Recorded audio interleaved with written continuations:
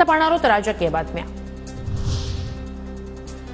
सुप्रिया सुळेंवर ठाकरे गटाचे पदाधिकारी नाराज। कालच्या बैठकीत पदाधिकाऱ्यांकडून राऊतांसमोर नाराजी। राऊत सुळेंशी चर्चा करणार, सुषमा अंधारेंची माहिती।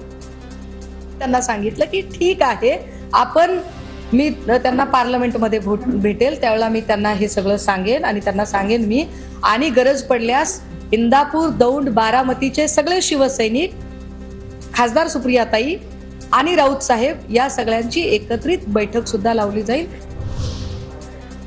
नाराज शिवसैनिकांशी बोलणार संजय राऊत, सुषमा अंधारे, सचिन अहिर यांना फोन केलाय। नाराज लोकांना स्वतः फोन करणार, 30 तारखेला भेटणार। शिवसैनिक नाराज असल्याच्या चर्चांवरून सुप्रिया सुळेंची प्रतिक्रिया।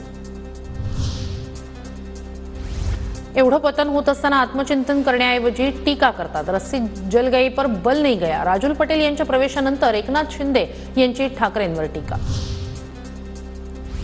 भाजपवाले शिंदेंची रस्सी कधी जाळतील याकडे त्यांनी लक्ष ठेवावं। आमची रस्सी आम्ही नव्यानं बांधू, संजय राऊतांचे एकनाथ शिंदेंना प्रत्युत्तर।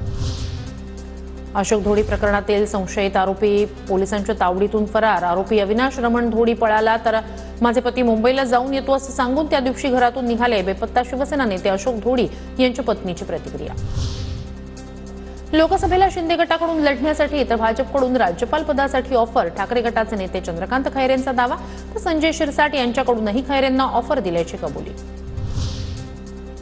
शरद पवारांची प्रकृतीत सुधारणा। 30 जानेवारीपासून शरद पवारांचे नियमित दौरे सुरू होणार। मीरा रोडमध्ये शाखेचा ताबा मिळवण्यावरून शिंदे गट आणि ठाकरे गट आमनेसामने। शिंदे गटात गेल्यानंतर शहर प्रमुख शिवशंकर तिवारी यांचा शाखेवर दावा। तिवारींच्या दाव्यानंतर ठाकरे गट आक्रमक।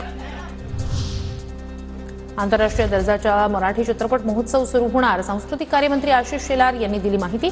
या वर्षीपासून सुरू होणारा राज्य मराठी चित्रपट महोत्सव 3 दिवसीय असणार।